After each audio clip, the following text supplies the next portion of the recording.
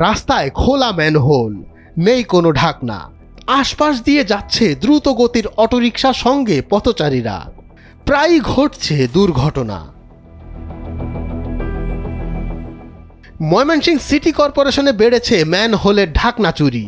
City কর্পোরেশনের 33টি ওয়ার্ডের বেশিরভাগ এলাকায় দেখা মিলছে ঢাকনাবিহীন ম্যানহোল। 5-6 মাস যাবত ঢাকনা নাই, এখানে অনেকটা অ্যাক্সিডেন্ট হতে পারে, দুর্ঘটনা ঘটতে পারে, এগুলো আসলে কেউ দেখে না।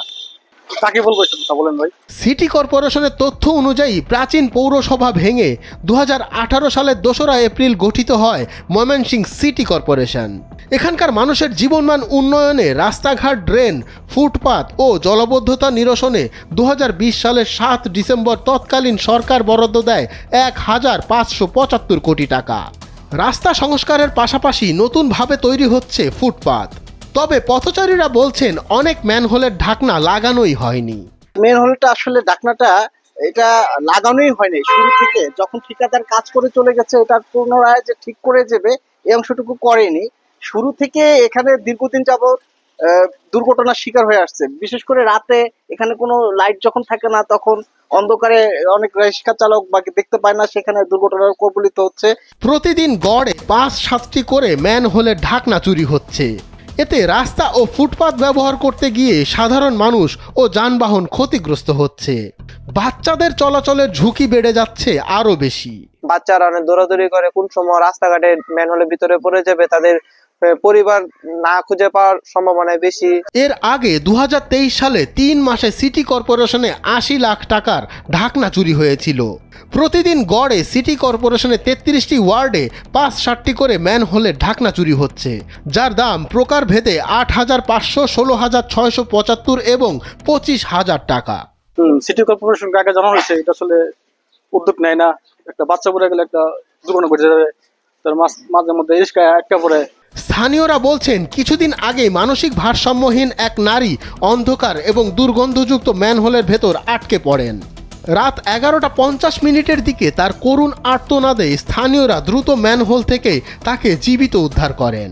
একটা মাঝখানে মহিলা 2-3 দিন আগে পড়ে গেছিল, পড়ে যাওয়ার পর সকালে 6টায় পড়ছে, রাতের 12টায় উঠে গেছে। সংশ্লিষ্টরা বলছেন 2024 সালের 5ই আগস্টের পর থেকেই ব্যাপক হারে ম্যানহোলের ঢাকনা চুরি হওয়া শুরু হয়েছে।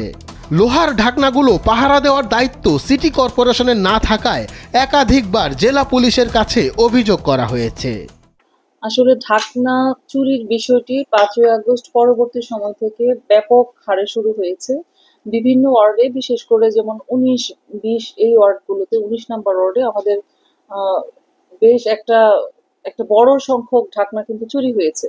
তো প্রায় 400-400-র উপরে ঢাকনা এরকম। এবং ঢাকনাগুলো তো আসলে পাহারা দেওয়া সিটি কর্পোরেশনের পক্ষে তো সম্ভব না, কারণ রাতের বেলায় কোথাও হয়তো অন্ধকার থাকে বা ওইসব জায়গাতেই তারা সুবিধাজনক স্থানে করে। তো আমরা একাধিকবার জেলা পুলিশের কাছে চিঠি দিয়েছি, আমরা থানাতেও যোগাযোগ করেছি, এবং তাদের কাছে আমাদের অনুরোধ তারা যেন সেই আশেপাশের জেলা সহ ভাঙ্গারির দোকানগুলো তাদের গোয়েন্দা বাহিনীর মাধ্যমে তদন্ত করে দেখে যে এই লোহার এমসিসি লেখা, এমসিসি খোদাই করা এই লোহার ঢাকনাগুলো তো কোনো ভাঙ্গারির দোকান ছাড়া তো এটা হাওয়া হয়ে যাওয়া সম্ভব না। এদিকে পুলিশ বলছে সিটি কর্পোরেশনের পক্ষ থেকে ম্যানহোলের লোহার ঢাকনা চুরির বিষয়ে জেলা পুলিশের কাছে কোনো অভিযোগ দায়ের করা হয়নি। আমাদের কাছে স্পেসিফিক কেউ কোনো অভিযোগ করে নাই।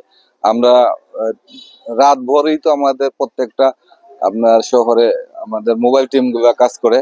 আমাদের 3টা ফাঁড়ি এলাকায় আপনার ফাঁড়ির নিজস্ব টিম কাজ করে। তো যেটা হয়েছে সেটা হচ্ছে একটা দুর্ঘটনা। ময়মনসিংহ থেকে জাহানুল করিম শিমুলের পাঠানো তথ্যচিত্রে ডেস্ক রিপোর্ট, সময়ের আলো।